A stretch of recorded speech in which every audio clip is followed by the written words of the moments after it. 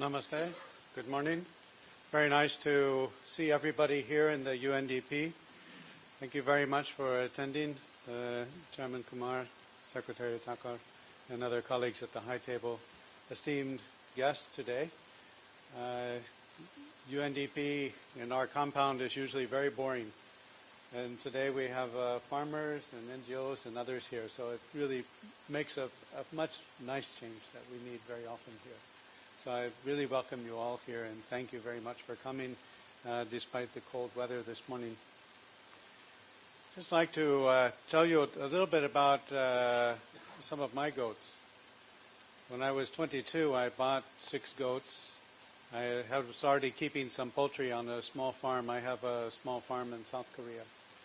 And we didn't have any goats in our village, and I thought, these milk goats would be a really good idea to bring to our village.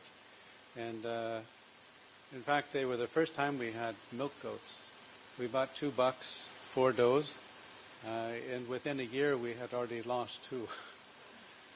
Learning how to take care of goats is really difficult, and they're also very difficult. You have to water them, find food.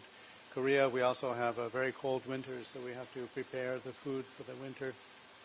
Every day, take them out, find some place where the neighbors don't mind. We keep them, and they eat something on the side.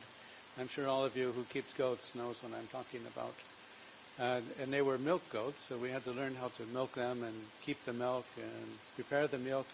And at that time, people still they weren't used to drinking milk, either cow's milk or goat milk, so learning how to do all that was quite interesting.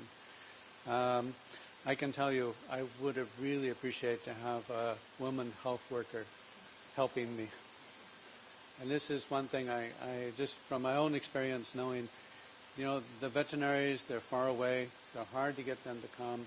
We couldn't really afford for them to come. We had even our bus coming to our village was only twice a day, and not so easy to get there. This is in old South Korea, not the modern South Korea. And I really needed to have advisors and helpers to come and just to give us advice. What kind of food, how often to give water, all these types of things that an animal health care giver could have given me. And this is one reason why I think that this project is extremely important.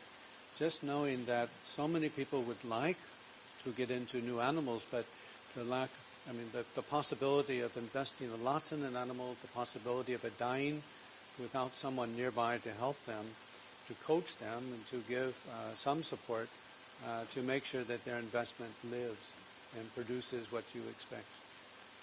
I think it's extremely important. Across FAO countries, animal health care worker programs are somewhat common. There's still, as you will be discussing today, some of the issues of how do they relate to the veterinary services, to extension services. What is their status? It's extremely important, not just in India, but in other countries. Today, your deliberations, your presentations will be an input to the global movement to try to increase protein production around the world. Protein nutrition deficiency was one of the topics which was discussed between our Director General and your Prime Minister Modi in their recent meetings. He said very specifically to the Director General, protein deficiency is one of the great issues of India. We have to work on it. We have to work on pulses. We have to work on other high sources of high quality protein sources. And so this is again another area that not just in India but globally is a very important issue. How do we integrate animals into our farming systems? How do we make sure that they don't do more damage than good? And how do we care for them to make sure that they are not a burden, but they are an addition to livelihoods?